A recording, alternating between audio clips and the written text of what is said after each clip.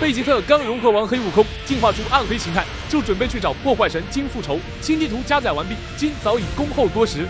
旁边还站着天使马蒂努以及一个长得神似巴菲迪的猥琐法师吉布利。贝吉特字典里根本没有低调2个字，上来就是一通狂傲输出。やっと骨のある奴らに出前たな。2人は1人ずつ死にに来るのか、それとも一緒に地獄へ行くのか。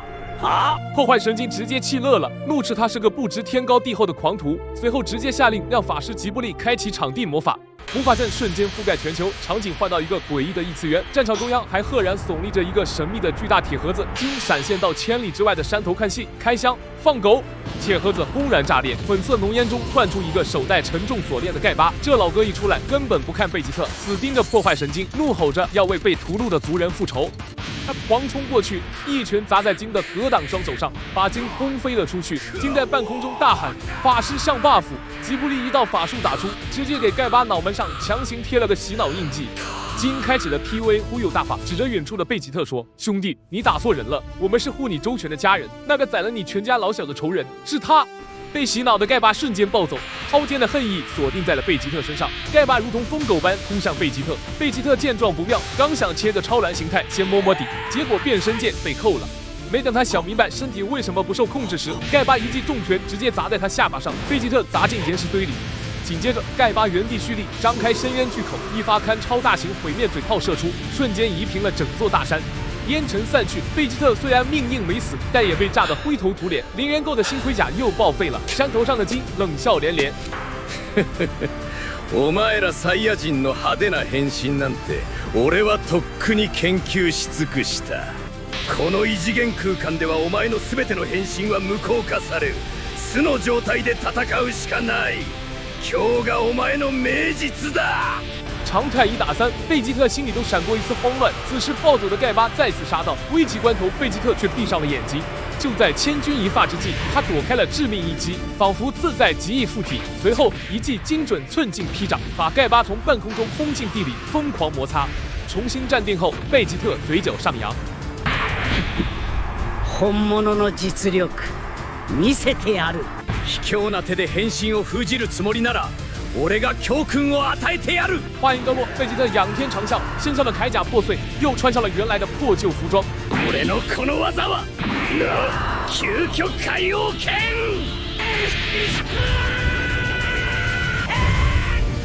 こんな小細工で俺を押さられると思うな。無駄な怒りだ。此时的盖巴早就被魔法师吉布利给控死，脑子里全是贝吉特杀我全家的幻觉，只会在底下狂吼。另一边，金看着贝吉特的新形态，心里想：这剧本不对啊！金越想越气，冲着魔法师吉布利就是一顿输出，让他别藏着掖着了，赶紧把盖巴身上的封印拉满，彻底逼疯他。吉布利一顿做法，盖巴疼得满地打滚，脑瓜子嗡嗡的。贝吉特在天上看着都懵了，还没等他琢磨明白，伴随着惨绝人寰的吼叫，盖巴直接变成了一只超级巨兽。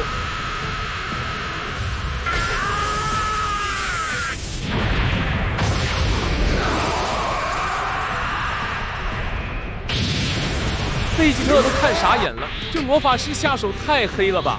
这孩子的生命力都在疯狂流失啊！金还在那儿疯狂口嗨，让盖巴暴涨到星系那么大，直接碾压一切。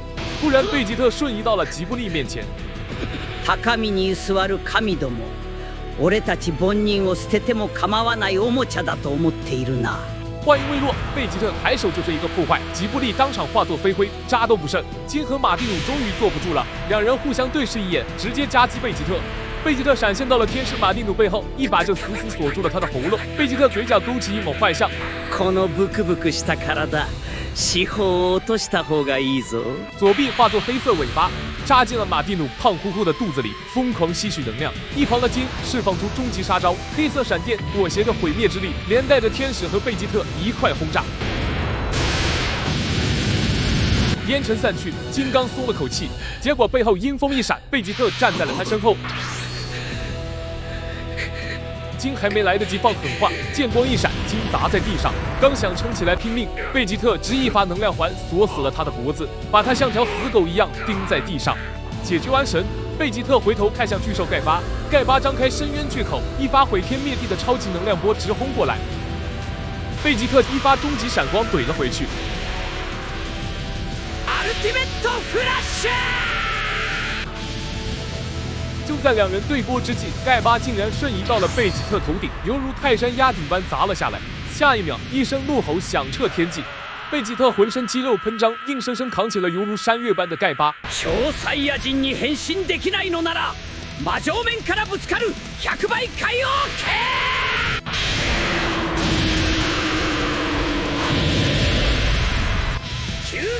狂暴的红色气息冲天而起，贝吉特化作一道红色闪电，直接一记究极龙拳，伴随着猩红神龙的虚影，毫无悬念地贯穿了盖巴的肚子。